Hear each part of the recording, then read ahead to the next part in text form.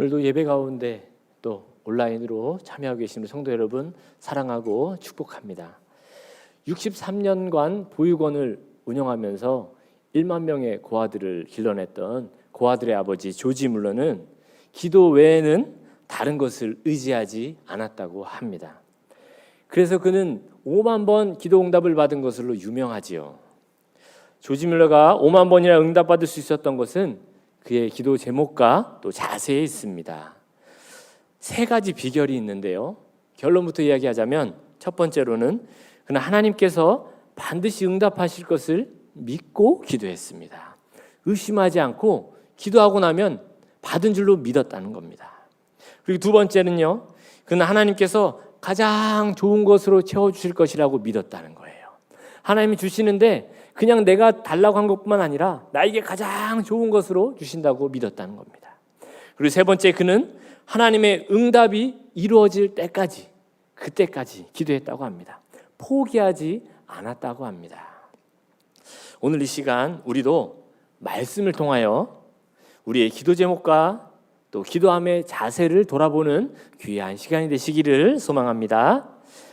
사도행전은 기도행전이라고들 합니다. 왜냐하면 기도를 통해서 하나님의 역사를 이루어 가심이 기록되어 있기 때문입니다. 예루살렘 교회도 기도를 통해서 대부흥이 일어났었습니다. 그리고 난 후에 큰 핍박이 찾아오게 됩니다. 사도행전 12장에 보면 예루살렘 교회에 큰 핍박이 찾아오거든요. 특히 영적인 지도자였던 야고보는요, 순교하게 되고요. 베드로는 감옥에 갇히는 사건이 나오게 됩니다.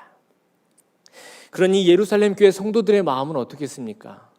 야고보는 순교당해서 죽고 베드로마저도 감옥에 갇혀서 며칠 안 있으면 또 죽게 된다는 소식을 들으니 얼마나 염려하고 두려움에 떨었겠습니까? 그리고 또 얼마나 모여서 간절히 기도했겠습니까? 여러분 생각해 보세요. 만약에요, 우리 사랑하는 담임 목사님이 억울하게 감옥에 갇히셔서 내일 모레면 죽는다라면 우리가 얼마나 눈물로 기도하겠습니까? 지금 예루살렘 교회가 처한 현실이 그렇다는 겁니다. 근데 이 현실이 참으로 안타깝기는 합니다.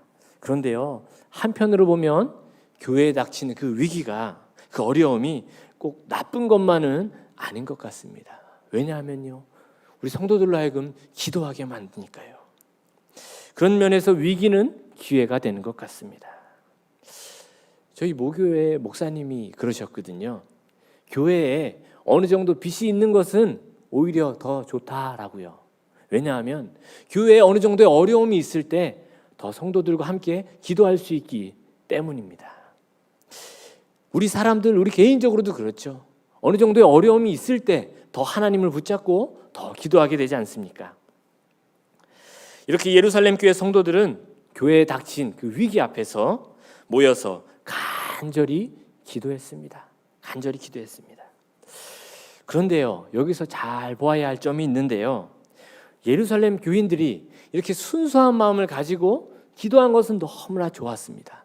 그런데 이 예루살렘 교회 성도들이 놓치고 있는 것이 하나 있었습니다.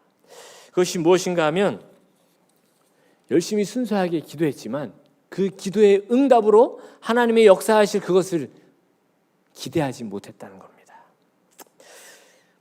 예루살렘 교회 영적인 지도자인 베드로가 감옥에 갇힌 상황에서 열심히 풀려나길 기도했습니다. 그런데 풀려나길 기도는 하는데 풀려나올 그 풀려나길 믿음으로 바라보며 기도하지 못했다는 것입니다. 그 말은 기도는 하는데 그 응답은 기대하지 못했다는 겁니다. 아니, 그 기도의 응답을 본인들의 수준으로 안에서만 생각하고 있었다는 것입니다. 우리 인간의 생각과 장애를 넘어서시는 그 하나님의 역사하심까지는 기대하지 못했다는 말입니다. 우리 또한 마찬가지입니다.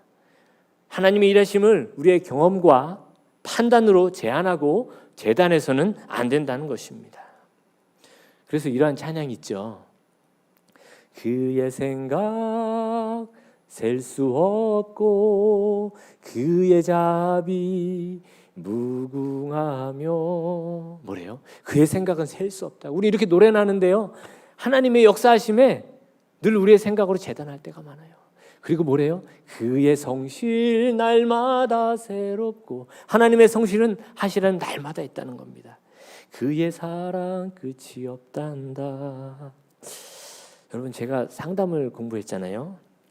제가 생각하는 상담은요, 그 어떤 문제 가운데 그 문제를 풀 수 있는 방법이 보이지 않을 때 그 문제를 다른 쪽면에서 볼 수 있게 도와주는 것이 상담이라고 생각하거든요.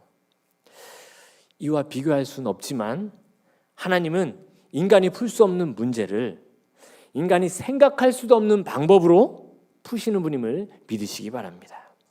사도행전 12장 7절에서 12절에 보면 베드로가 천사의 도움으로 풀려나와서요, 이게 꿈인지 생신지도 분간하지 못하고 있다가 정신을 차립니다. 그리고요, 마가 요한의 어머니 집으로 달려갑니다. 왜요? 늘 거기서 예루살렘 성도들과 함께 기도했거든요. 그것이 기도의 처소거든요. 그러니까 날 위해서 이곳에서 성도들이 기도할 거란 믿음이 있었어요. 얼마나 예루살렘 교회 성도들이 영적으로 또 심적으로 베드로와 끈끈하게 또 유대가 있었는지 보이는 부분입니다. 그곳에서 베드로는 문을 꽝꽝꽝 두드립니다. 그런데요, 여기서 예루살렘 성도들은 그가 베드로인 것을 믿질 못합니다. 그 순간 그들이 뭐하고 있었냐? 하나님, 베드로 좀 풀어주세요, 베드로 좀 풀어주세요, 살려주세요라고 기도하고 있었거든요. 근데 베드로가 풀렸는데, 정작 베드로가 나왔는데 성도들은 그것을 믿지 못했어요. 왜요? 베드로는 야고보처럼 곧 죽는다는 소문이 파다했거든요. 서로 감옥에서 나온다 하더라도 지금 이 시간에 나올 거라고 믿을 수가 없었거든요. 그동안에 관례가 있으니 이 밤에 나올 거라고 상상할 수가 없었거든요. 이러한 인간적인 생각과 판단과 경험 때문에 그들은 베드로가 풀려났다는 사실을 믿지 못했습니다. 여러분, 우리의 모습은 어떻습니까? 하나님께 기도한다고 하면서 정말 믿음으로 믿고 기도하고 계십니까? 혹시 하나님의 일을 내 생각으로 제한하면서 바라보고 있지는 않으십니까? 마가복음 11장 24절입니다. 그러므로 내가 너희에게 말하노니 무엇이든지 기도하고 구하는 것은 받은 줄로 믿으라. 그리하면 너희에게 그대로 되리라. 기도의 자세 첫 번째입니다. 기도할 때는 믿음으로 받은 줄로 믿고 기도해야 하는 것입니다. 야고보서 1장 6절 7절입니다. 오직 믿음으로 구하고 조금도 의심하지 말라. 의심하는 자는 마치 바람에 밀려 요동하는 바닷물결 같으니 이런 사람은 무엇이든지 죽기 얻기를 생각하지 말라. 아멘. 기도를 안 한다면 모르겠지만 기도를 한다면 의심해서는 안 된다는 말입니다. 그런데 여기서요, 정말 중요한 것이 있습니다. 정말 중요한 것이 있는데요, 바로 기도하기 전에 먼저 생각해야 할 것이 있다는 것입니다. 그것이 무엇이냐? 이 기도의 제목이 나의 욕심은 아닌가? 정말로 하나님의 뜻인가? 이 기도의 제목이 누구의 영광을 위한 것인가? 누구를 위한 것인가? 를 생각해야 된다는 거예요. 그리고 나서 정말로 하나님의 뜻이라고 확신한 후에는 기도한 후에 의심하지 말아야 한다는 것입니다. 조지 뮬러의 책 중에 한 구절입니다. 저는 거의 날마다 기도합니다. 그러나 저는 기도의 영 안에서 삽니다. 걸어다니면서 기도하고 누워있을 때 그리고 일어날 때도 기도합니다. 그러면 기도의 응답들은 항상 옵니다. 수천 번 아니 수십만 번 저의 기도들이 응답되었습니다. 일단 제가 어떤 일이 옳고 또 하나님의 영광을 위한 것이라고 확신이 들면 저는 응답이 오기까지 계속해서 그 일을 위해서 기도합니다.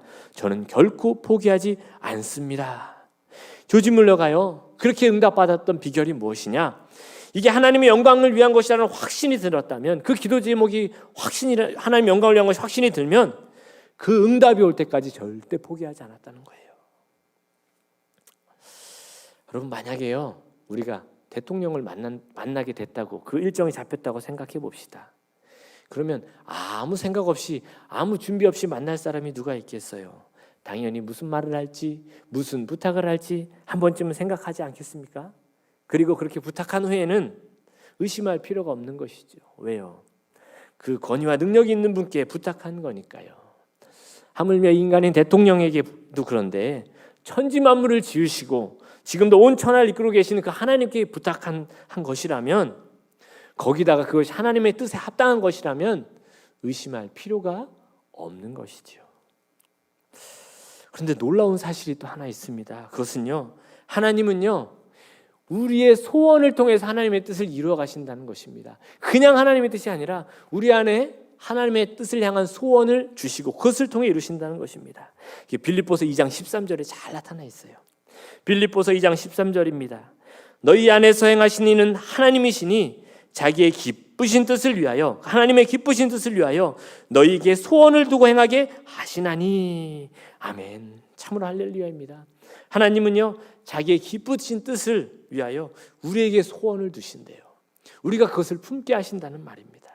하나님은 우리의 소원을 통해 하나님의 뜻을 이루신다고 말씀하고 계십니다. 이 얼마나 놀라운 사실입니까? 그러니 하늘의 뜻이 땅의 뜻에 맞아질 때 모든 기도는 이루어지는 것밖에 없는 것입니다. 그러므로 우리는 기도할 때 믿음으로 받은 줄로 믿고 기도해야 하는 줄 믿습니다. 둘째, 믿음으로 기도할 때 중요한 자세는요, 하나님 우리에게 가장 좋은 것을 주시는 분임을 기억하는 것입니다. 지금 이 순간 우리에게 가장 중요하고 가장 필요하고 가장 적합한 것이 무엇인지 하나님께서는 아시고 그것을 우리에게 주신다는 것입니다. 서로 우리가 잘못된 것을 구할지라도 하나님은 가장 좋은 것으로 우리에게 주시는 분인 줄 믿으시기 바랍니다. 마태복음 7장 9절에서 11절입니다. 너희 중에 누가 아들이 떡을 달라 하는데 돌을 주며 생선을 달라 하는데 뱀을 줄 사람이 있겠느냐? 너희가 악한 자라도 좋은 것으로 자식에게 줄 알거는 하물며 하늘에 계신 너희 아버지께서 구하는 자에게 좋은 것으로 주시지 않겠느냐? 아멘. 우리 하나님은 우리에게 가장 좋은 것으로 주시는 분이십니다. 그래서 기도의 응답이요, 내 생각과 좀 내 기대와 다르다고 원망하거나 서운해해서는 안 되는 것입니다. 하나님은요, 우리의 필요를, 아니 우리 존재 자체를 누구보다도 가장 잘 아시는 분이시기 때문입니다. 그분은 우리에게 꼭 필요한 것으로 응답해 주시는 분이심을 믿으시기 바랍니다. 그래서 이것을 믿는 사람은요, 어떠한 상황에서도 어떠한 응답에도 감사할 수 있는 사람인 것입니다. 세 번째로 믿음으로 기도할 때 필요한 자세는 포기하지 않고 끝까지 기도하는 것입니다. 다윗은요, 10년이 넘는 세월 동안 도피 생활을 하였습니다. 사무엘 선지자로부터 기름 부음을 받고도 그렇게 도피 생활을 했습니다. 하나님 앞에 원망의 마음이 들지 않았겠습니까? 하나님께 불평하고 서운한 마음이 들지 않았겠어요? 하지만 다윗은 끝까지 포기하지 않고 하나님의 그 약속을 믿고 기도하였습니다. 그리고 감사하였습니다. 그리고는 위대한 하나님의 사람으로 성경에 기록되었습니다. 이스라엘 백성들도 수백 년 동안 식민 지배와 포로 생활을 하였습니다. 많은 이스라엘 백성이 하나님을 저버리고 돌아섰지만 끝까지 기도하며 하나님을 회복을 기대했던 남은 자들이 있었습니다. 이사야 10장 20절에서 21절 말씀입니다.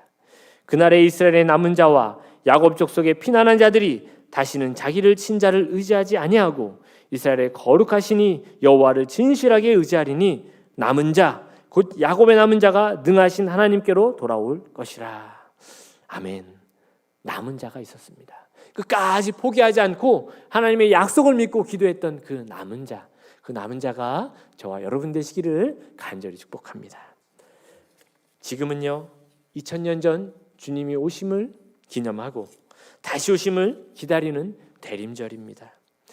이스라엘 백성 중 남은 자들처럼 끝까지 하나님의 뜻을 기다리며 기도할 수 있기를 바랍니다. 기도함의 중요한 자세는 바로 기다림입니다. 언제까지요? 끝까지 기다리는 것입니다. 그런데 무엇을 기다리냐? 우리의 가장 큰 기도 제목, 궁극적인 기도 제목, 인간이라면 우리에게 가장 필요한 기도 제목, 그것이 무엇이냐? 바로 주님의 다시 오심입니다. 우리는 그 약속을 믿는 사람이기 때문입니다. 우리가 진정으로 바라야 하는 것이 무엇입니까? 주님의 다시 오심입니다. 우리가 진실로 기도해야 하는 것, 그것이 무엇입니까? 주님의 다시 오심입니다. 그런데요, 주님의 다시 오심은 먼 미래의 것이 아닙니다. 이번 주일 설교와 마찬가지로 바울의 그 성탄절처럼 지금 우리에게 찾아오시는 그 주님을 간절히 소망하는 것입니다. 그것이 우리가 진실로 기도해야 할 가장 큰 기도 제목인 것입니다. 지금까지 함께 오신 하나님이 지금도 나와 함께 하시고 오늘도 함께 하시고 내일도 함께 하시기를 간절히 기다리는 것, 날마다 기다리는 것, 매 순간 기다리는 것, 그것이 우리의 가장 큰 기도 제목인 줄 믿습니다. 그 기도 제목을 붙잡고 끝까지 기도하고 믿음으로 기도하고 포기하지 않고 기도함으로 말미암아 주님이 다시 오시는 그 기쁨으로 맞이하는 대림절의 절기가 되는 저와 여러분 되기를 간절히 소망합니다. 늘 기도하겠습니다.